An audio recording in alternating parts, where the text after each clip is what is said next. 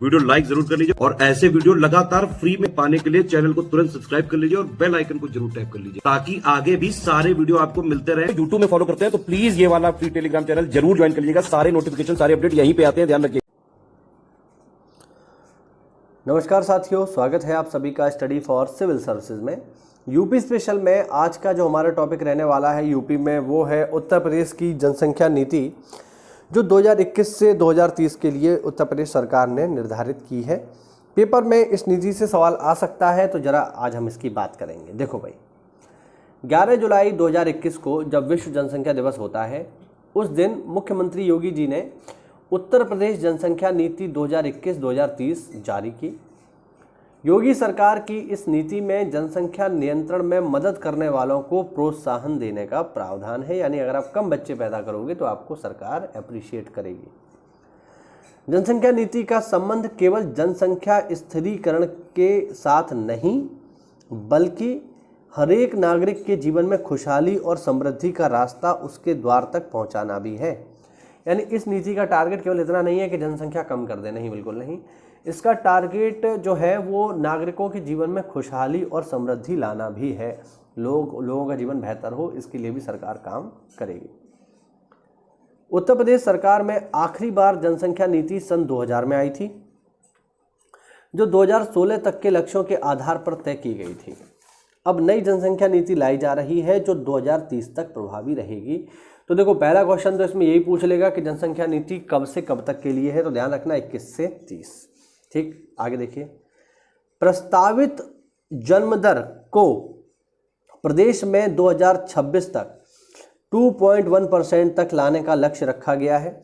अगर आपको याद होगा तो जब मैंने आपको मानव भूगोल पढ़ाया था तो वहाँ पर हमने जनसंख्या के बारे में बात करी थी और मैंने आपको बताया था कि जब हम जनसंख्या की बात करते हैं और अगर हमें जनसंख्या को स्थिर रखना है तो जनसंख्या स्थिर रखने के लिए जो जन्म दर है वो आदर्श जन्म दर है 2.1%। यानी अगर किसी क्षेत्र की जन्म दर 2.1% है तो उस क्षेत्र की आबादी ना बढ़ती है ना घटती है, बल्कि स्थिर हो जाती है। कैसे? अब देखिए, दो लोग तो हो गए, एक हो गए माता, एक हो गए पिता। ठीक है, दो लोग हो गए या नहीं हो गए? तो जब ये नहीं रहेंगे, अब इन दोनों ने 2 बच्चे और पैदा कर दिए।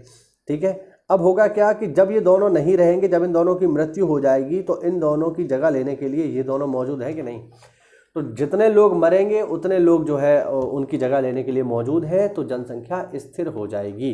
ठीक है, इसीलिए किसी भी जगह का जो आदर्श जन्म दर होती है वो 2.1 ही होती है, इसीलिए सरकार ने इसको सेट किया है। उम्मीद करता हूँ आपको समझ में आया होगा। अब देखो, नेशनल फैमिली हेल्थ सर्वे के अनुसार यूपी की जन्म दर अभी 2.7 है, जो बहुत ज़्यादा है, जो राष्ट्रीय औसत से 2.2% से अधिक है, यानी काफ़ी ज़्यादा है। और सरकार का टारगेट है कि 2030 तक, अभी तक तो 2026 तक 2.1 तक लाना है, लेकिन 2030 तक और इसको घटाएंगे और कितना ले आएंगे? 1.9% तक ले आएंगे।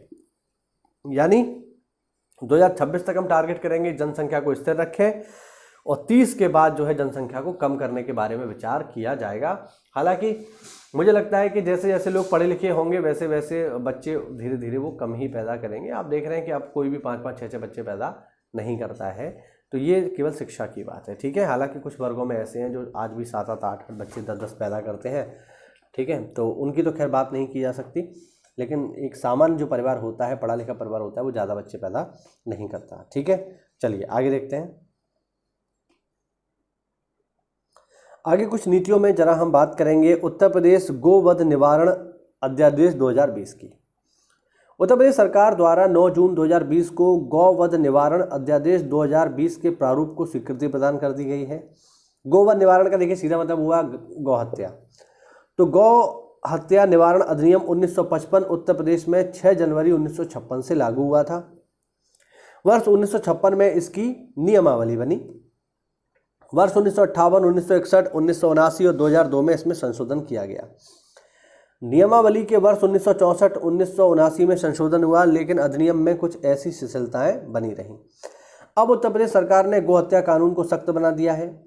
अब गोहत्या पर 10 साल की सजा का प्रावधान है। ध्यान रखना, गोवंश को शारीरिक तौर पर नुकसान पहुंचाने के लिए 1 से 7 साल तक की सजा होगी। इसके अलावा गोकशी व गायों की तस्करी से जुड़े अपराधियों के फोटो भी सार्वजनिक रूप से चस्पा किए जाएंगे। तो गायों को लेकर के सरकार की ये नीति है।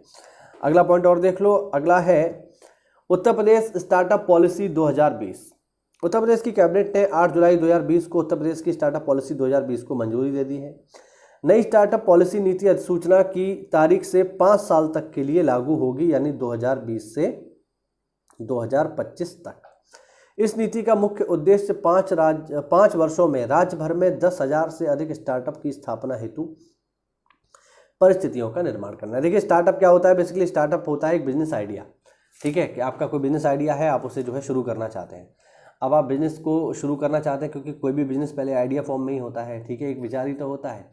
अब आप उसे जब मूर्त रूप में लाना चाहते हैं तो फिर आपको बहुत सारी चीज़ें लगती हैं, तो वो बहुत सारी चीज़ें आपको राज्य सरकार उपलब्ध करवाएगी, चाहे वो पैसे की बात हो, ज़मीन की बात हो, या आपको सब्सिडी हो, बहुत सारी चीज़ें हमें लगती हैं।